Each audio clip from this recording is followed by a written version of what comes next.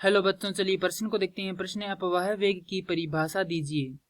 अपवाह वेग तथा विद्युत धारा में संबंध स्थापित कीजिए। तो हमें यहाँ पर अपवाह वेग तथा विद्युत धारा में संबंध स्थापित करना है अपवाह वेग की परिभाषा देकर। तो प्रश्न को आगे हल करें उससे पहले जो प्रश्न की मुख्य अवधारणा है उस पर विचार करते हैं। तो इस प्रश्न के लिए जो मुख्य अवधारणा है वह हो जाएगी विद्युत धारा। अर्थात हम यहाँ पर यह देखेंगे कि धारा क्या होती है। तो विद्युत धारा होती है किसी चालक में आवेशों के प्रवाह की दर विद्युत धारा कहलाती है। अर्थात यहाँ पर विद्युत धारा को हम दर्शाते हैं I से। I बराबर होता है आवेश होता है Q बटा में T, अर्थात T समय में प्रवाहित आवेशों की मात्रा को हम क्या कहते हैं, धारा कहते हैं। तो ये आ गया हमारे पास किसका सूत्र, ये आ गया हमारे पास धारा का सूत्र, जहां पर Q क्या है, Q है आवेश और T क्या है, T है समय। अब हमें यहाँ पर बताना है कि अपवहन वेग क्या होता है या अपवाह वेग क्या होता है। तो यहाँ पर लिखेंगे अपवाह वेग। इसे हम क्या कहते हैं, अनुगमन वेग भी कहते हैं। इसे हम दर्शाते हैं Vd से।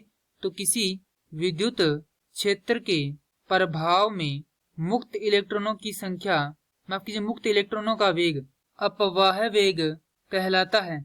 इसे हम दर्शाते हैं Vd से।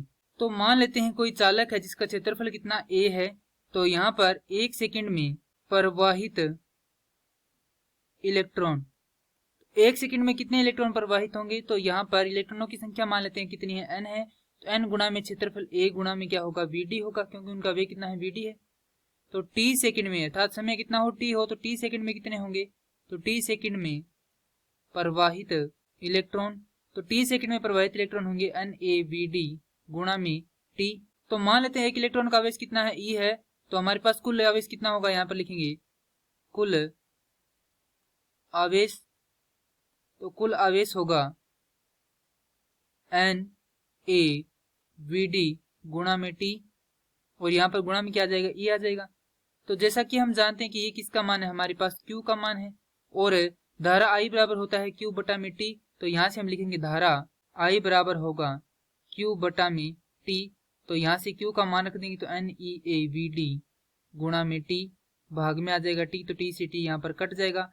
I का मान हमारे पास आ जाएगा NeAVd, और यही क्या है हमारे पास अपवाह वेग Vd तथा विद्युत धारा I में संबंध है। और ये मैं प्रश्न में ज्ञात करना था। मैं आशा करता हूँ कि यह प्रश्न आपको समझ में आया होगा। धन्यवाद।